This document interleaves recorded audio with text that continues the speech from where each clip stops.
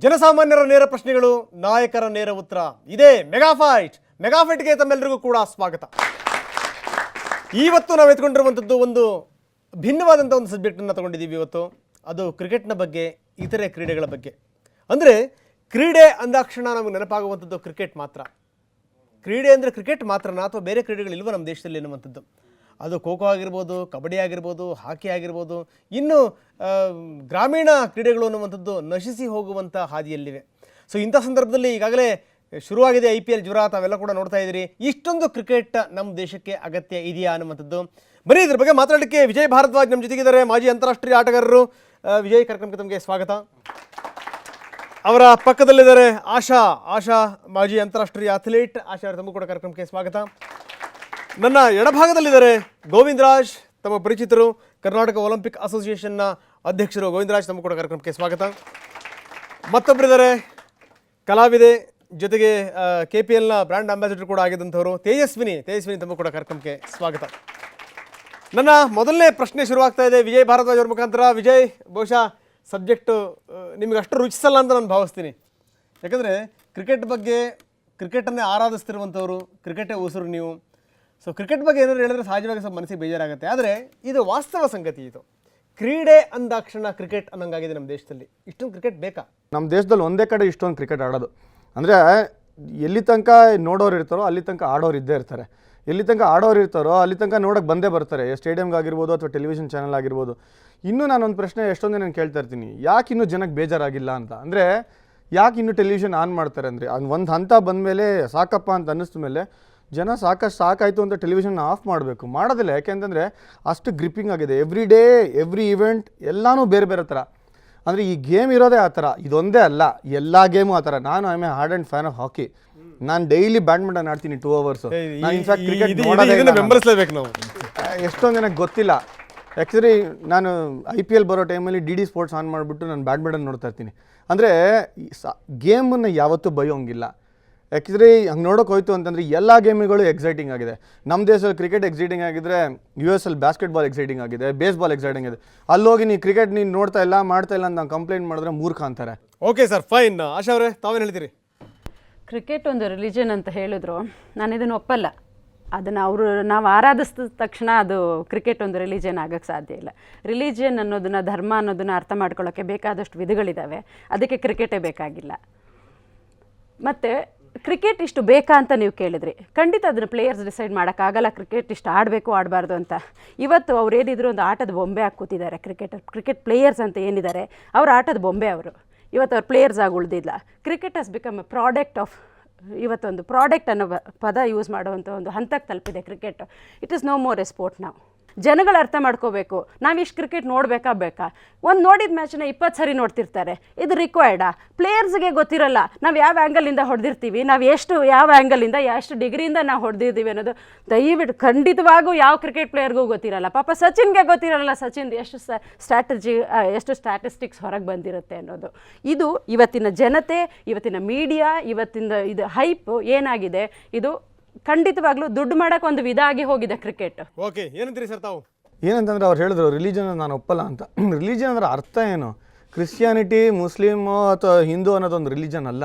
ಯಾವುದನ್ನು ನಾವು ಡೈಲಿ ನೋಡ್ತಾ ಇರ್ತೀವಿ, ಯೂಸ್ ಮಾಡ್ತಾ ಇರ್ತೀವಿ, ಅದನ್ನು ಫಾಲೋ ಮಾಡ್ತೀವಿ, ಅದು ರಿಲಿಜಿಯಸ್ ಆಗಿ ಮಾಡೋದನ್ನು ರಿಲಿಜನ್ ಅಂತಾರೆ. ಒಂದು ರೀತಿ ನೋಡೋಕೋದ್ರೆ ಅದು ಅರ್ಥ ಅದು. ದುಡ್ಡಿದ್ರೂ ಕಷ್ಟ, ದುಡ್ಡಿಲ್ಲ ಇದ್ರೂ ಕಷ್ಟ. ದುಡ್ಡಿಲ್ದಿರೋರು ಕ್ರಿಬ್ ಮಾಡಿ ಸಿನಿಕಲ್ಲಾಗಿ ಹೇಳ್ತಾರೆ, ನಮ್ದೇನು ದುಡ್ಡೇ ಫಂಡ್ ಮಾಡ್ತಾ ಇಲ್ಲ ಗೌರ್ಮೆಂಟು ಅಂತ. ಇದ್ದಾಗ ಅವರೇ ರೊಟೇಟ್ ಮಾಡಿ ಮಾರ್ಕೆಟ್ ಮಾಡಿರೋದು ದಾಲ್ಮಿಯ ಶುರು ಮಾಡಿದ್ರು 1996 ವರ್ಲ್ಡ್ ಕಪ್ ಆದಮೇಲೆ.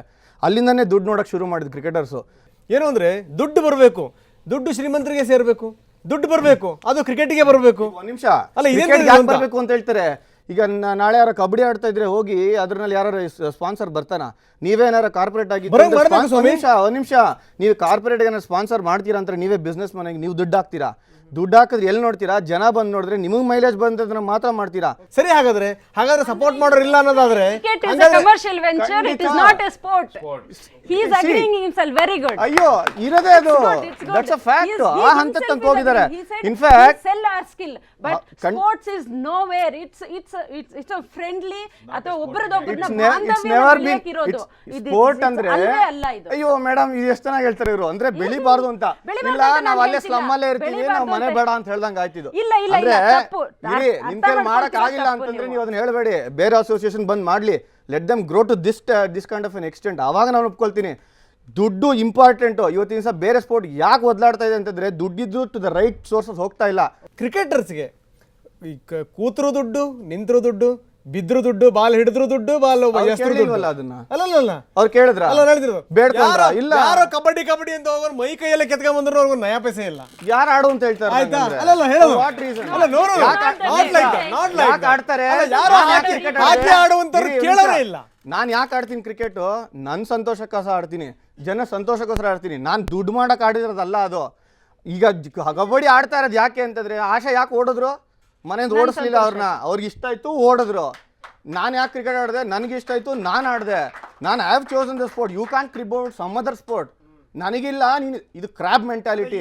ನಮ್ಮ ಇಂಡಿಯನ್ ಕ್ರಾಬ್ ಇರ್ತಾರಲ್ಲ, ಟೋಟಲ್ ಕಾನ್ಸೆಪ್ಟ್ ನಾವ್ ಯಾರು ಕ್ರಿಬ್ ಮಾಡ್ತಿಲ್ಲ. ದಿಸ್ ಇಸ್ ಸಿನಿಕಲ್ ನೇಚರ್ ಅಷ್ಟೇ. That's not the idea what you are saying. ಬರೇ ಕ್ರಿಕೆಟರ್ಸ್ ದುಡ್ಡು ಕೂತ್ರೆ ನಿಂತ್ರೆ ದುಡ್ಡು ಅಂತಂದ್ರೆ this is exactly the meaning. ನಾನು ನಿಮಗೆ ಮೊದಲೇ ಹೇಳಿದೆ ಫ್ಯಾಕ್ಟ್ ಅಲ್ವಾ ಅದು? It's a fact. ಎಲ್ಲರಿಗೂ ಸರ್ ಆಕಾಶ ನೋಡ್ಕೊಳ್ಳೋಕೆ ಅಲ್ಲ ಸ್ವಾಮಿ, ಈಗ ನಾನು ಹೇಳ್ತೀನಿ, ಆಶಾ ಅವರಿಗೆ ಪಾಪ ಮನೆಯಿಂದ ಓಡಿಸ್ತಿಲ್ಲ, ಅವರೇ ಓಡಿದ್ರು. ಆದ್ರೆ ಕ್ರಿಕೆಟರ್ಸ್ ಬೇರೆ ಕ್ರೀಡೆಗಳನ್ನು ಓಡಿಸ್ತಾ ಇದ್ದಾರೆ ಅಂತ. ನಾನು ಒಪ್ಪೋದಿಲ್ಲ, ಇಲ್ಲ ಖಂಡಿತ ನಾನು ಒಪ್ಪಲ್ಲ. ಮತ್ತಷ್ಟು ನಾನು ನಿಮ್ಮ ಜೊತೆಗೆ ಚರ್ಚೆ ಮಾಡ್ತೀನಿ. ಗೋವಿಂದರಾಜ್, ತಾವೇನು ಹೇಳ್ತೀರಿ? ಒಳ್ಳೆ ಮಾತನ್ನು ಹೇಳಿದ್ರು ಮೇಡಮ್. ಕ್ರಿಕೆಟ್ ಅನ್ನು ಹೊರತುಪಡಿಸಿ ಎಲ್ಲ ಕ್ರೀಡೆಗಳಿಗೆ ನೀವೇ ಬಾಸ್ ಅಂತ ಏನ್ ಮಾಡ್ತಾ ಇದ್ದೀರಿ ಅಂತ ತಾವು? ಸ್ಪೋರ್ಟ್ಸ್ನ ಸರ್ಕಾರನ ಗಂಭೀರವಾಗಿ ತಗೊಂಡಿಲ್ಲ. ಯಾವುದೇ ಸ್ಟೇಟ್ ಇರ್ಬೋದು, ಯಾವುದೇ ಸೆಂಟ್ರಲ್ ಗೌರ್ಮೆಂಟ್ ಇರ್ಬೋದು, ಅವ್ರು ಏನು ಮಾಡ್ತಾರೆ, ಸ್ಪೋರ್ಟ್ಸ್ ಅಂದ ತಕ್ಷಣ ಇದು ಯಾವುದೋ ಒಂದು ಕೆಲಸಕ್ಕೆ ಬಾರದು ಅಂತ ತಿಳ್ಕೊಂಡಿದ್ದಾರೆ. ಇದರಷ್ಟು ಬೆಸ್ಟ್ ಪೋರ್ಟ್ಫೋಲಿಯೋ, ಬೆಸ್ಟ್ ಡಿಪಾರ್ಟ್ಮೆಂಟ್ ಯಾವುದೂ ಇಲ್ಲ ಅಂತ ಜನಕ್ಕೆ ಯಾರಿಗೂ ಗೊತ್ತಿಲ್ಲ. ಇದು ಸ್ಕೈ ಇಸ್ ದ ಲಿಮಿಟ್. ಇಲ್ಲಿ ಯಾರು ಗೊತ್ತಾಗಂಗೆ ಯಾರು ಮಾಡಬೇಕು? ಇದು ನೀವು ಮಾಡಬೇಕು, ಮೀಡಿಯಾ. ಬಿಕಾಸ್ ನಾವು you are promoting cricket in a bigger way. Media creation ಅಲ್ಲ ಕ್ರಿಕೆಟ್ 3 ವಿಕೆಟ್ 2 ಬ್ಯಾಟ್ ಎತ್ಕೊಂಡು ಹೋಗ್ತಿರೋಂಥವ್ರಿಗೆ ಬರ್ರಪ್ಪ ಕಬಡ್ಡಿ ಆಡೋಣ ಅಂತಂದ್ರೆ ಕೇಳೋದು ಸ್ಥಿತಿಯಲ್ಲಿ ಇದಾರ? ಇಲ್ಲ, ಪರಿಸ್ಥಿತಿ ಹೇಳ್ತೀನಿ ಏನಾಗಿದೆ ಅಂತ. Cricket is A media creation. ಈಗ ನೋಡಿ ನೀವು, ಆಮೇಲೆ ಕ್ರಿಕೆಟ್ ಅನಿಷ್ಟಕ್ಕೆಲ್ಲ ಶನೇಶ್ವರನೇ ಕಾರಣ ಅಂತ ಮಾತಿದೆ. ಏನಾದ್ರೂ ಮೀಡಿಯಾಗಳೇ ಕಾರಣ ಅಲ್ಲಲ್ಲ. ಚಿಚಿ ನಾನು ಹೇಳ್ತಾ ಇರೋದು, ನೀವು ಮೀಡಿಯಾ ಬೇರೆ ಸ್ಪೋರ್ಟ್ಸ್ಗೂ ಸಪೋರ್ಟ್ ಮಾಡ್ತಾ ಇದ್ದೀರಾ, ಬಟ್ ಆ ಸ್ಕೇಲಲ್ಲಿಲ್ಲ. Because you are getting advertisement, because of that you are supporting cricket more and more. Okay, ಹಂಗಾದ್ರೆ ನಾವು ಹೇಳಬೇಕು ಕ್ರಿಕೆಟ್ ಬಿಟ್ ಹಾಕಿ ಅಂತ. ಬಿಟ್ ಹಾಕಿ ಅಂತ ಆಗ್ಬೋದು ಅಥವಾ ಹಾಕಿನ ರೆಡಿ ಅಂತ ಆಗ್ಬೋದು ಅಂತ. ಅಲ್ಲಲ್ಲ, ನಾನು ಹೇಳೋದು ಕ್ರಿಕೆಟ್ನ ನಾನೇನು ದೂರ ಮಾಡಿ ಅಥವಾ ಅದನ್ನ ಬೇಡ ಅಂತ ಹೇಳ್ತಿಲ್ಲ. ಕ್ರಿಕೆಟು ಇರಬೇಕು. ಕ್ರಿಕೆಟ್ ಜೊತೆಗೆ ಇತರೆ ಕ್ರೀಡೆಗಳಿಗೂ ನೀವು ಏನು ಸಪೋರ್ಟ್ ಕೊಡ್ತಾ ಇದ್ದಾರೆ ಅದನ್ನ ಕೊಡಿ ಅಂತ ನಾನು ಹೇಳ್ತಾ ಇದ್ದೀನಿ. ಎಲ್ಲದನ್ನು ಮಾರ್ಕೆಟ್ ನೋಡೇ ಮಾಡಿಬಿಟ್ರೆ ಬಹುಶಃ ನಾವು ಇರೋ ಬರೋದು ನಮ್ಮ ದೇಶನೆಲ್ಲ ಮಾರ್ಬಿಡ್ಬೇಕಾಗತ್ತೆ ಒಂದೊಂದು ದಿವಸ. ಖಂಡಿತ ಅಲ್ಲ. ಡಿಸೈಡ್ ಮಾಡೋರು ಯಾರು? ಜನ. ಈಗ ಫಿಲ್ಮ್ ಚೆನ್ನಾಗಿ ಓಡಲಿಲ್ಲ ಅಂತಂದ್ರೆ ಡಿಸೈಡ್ ಮಾಡಿದವರು ಜನ. ಇಲ್ಲ ಕಂಪಲ್ಸರಿ ಹಿಟ್ ಮಾಡಿಸ್ತೀನಿ ಅಂತ ಆಗತ್ತಾ? ಮೇಡಮ್ ಗೊತ್ತಿರುತ್ತೆ. ಮಾರ್ಕೆಟ್ ಅಂದ್ರೆ ಯಾರು? ಜನರ ದೃಷ್ಟಿಕೋನ ಬದಲಾಗಬಾರ್ದಾ? ಆಗ್ಲಿ, ಜನರ ಮಾನದಂಡಗಳಿಂದ ಬದಲಾಗಬಾರ್ದಾ? ಮಾಡೋದಿಕ್ಕೆ is played only by 7-8 countries. ನೀವು ಹಾಕಿಗೆ ಏನು ಸಿಗ್ತಾ ಇದೆ, ಕ್ರಿಕೆಟ್ ಸಿಗುವಂತ ಮಾನ್ಯತೆ ಸಿಗ್ತಾ ಇಲ್ಲ. ಇವತ್ತು ಭರತ್ ಛತ್ರಿ ಇವತ್ತೊಂದು ಸುಜಲಾನ್ ಅಂತ ಅದ್ಲಾನ್ ಶಾ ಅಂತ ಒಂದು ಟೂರ್ನಮೆಂಟ್ ಆಡ್ತಿದ್ದಾರೆ ಹೊರಗಡೆ. He is A captain of Indian hockey team. ಇವತ್ತು ಯಾವ ಮೀಡಿಯಾದಲ್ಲಿ ಬಂದಿದೆ ಹೇಳಿ ನೀವು? ಯಾವ ಮೀಡಿಯಾದಲ್ಲಿ ಬಂದಿದೆ? ಯಾವ ಇದ್ರಲ್ಲಿ ಬಂದಿದೆ? ಇದು ತಪ್ಪು. ಪ್ರಶ್ನೆ ಮಾಡ್ದಂಗೆ ಆಯ್ತು. ಅಲ್ಲ, ವಿಜಯ್ ಹೇಳೋ ಪ್ರಕಾರ ಹಾಗಾದ್ರೆ ಯಾರು ಏನ್ ನೋಡ್ತಾರೋ ಅದನ್ನೇ ತೋರಿಸ್ತೀವಿ ನಾವುಗಳು ಅಂತ. ಖಂಡಿತ. ನೀವು ಮೀಡಿಯಾ ಮಾಡ್ತಿರೋದು ಅದೇ, ಈವನ್ ಪ್ರಿಂಟ್ ಮೀಡಿಯಾ ಮಾಡ್ತಿರೋದು ಅದೇನೆ, ಎಲ್ಲರೂ ಅದೇ. ಇವಾಗ ನಾನು ಕ್ರಿಕೆಟ್ನ ಬ್ಲೇಮ್ ಮಾಡಲ್ಲ ಅಂತ ಮೊದಲೇ ಹೇಳಿದ್ದೀನಿ. Cricket is not spoiling other game at all. I don't agree.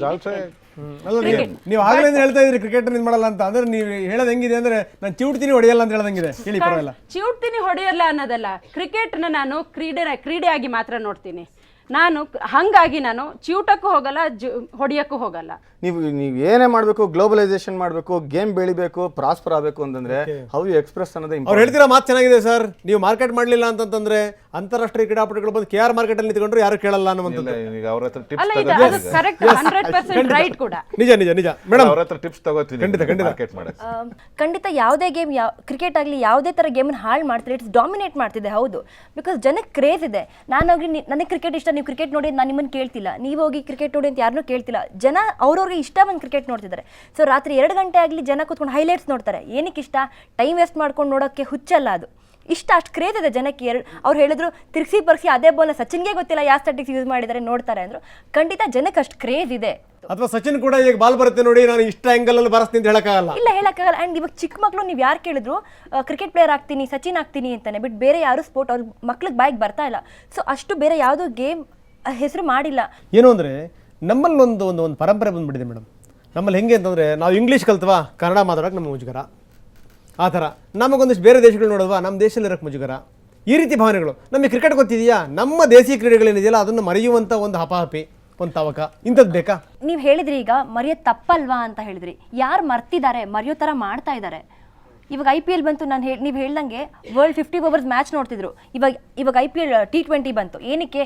ಜನಕ್ಕೆ ಟೈಮ್ ಇರಲ್ಲ ಅಷ್ಟೊಂದು ನೋಡೋಕ್ಕಾಗಲ್ಲ, ಸರಿ T20 ಓವರ್ಸ್ ಕಡಿಮೆ ಮಾಡಿ 20 ಓವರ್ಸಲ್ಲಿ ಮ್ಯಾಚ್ ಆಡೋಣ, ಅದನ್ನು ಜನ ಕೂತ್ಕೊಂಡು ನೋಡ್ತಾರಲ್ಲ. ಬಟ್ ಕ್ರಿಕೆಟ್ ಆಡೋಕ್ಕೆ ಆ ಗ್ರೌಂಡಲ್ಲಿ ಸ್ಟೇಡಿಯಮಲ್ಲಿ ಪ್ಲೇಯರ್ಸ್ ಎಷ್ಟು ಕಷ್ಟಪಡ್ತಾರೆ, ಎಷ್ಟು ಪ್ರಾಕ್ಟೀಸ್ ಮಾಡಿರ್ತಾರೆ.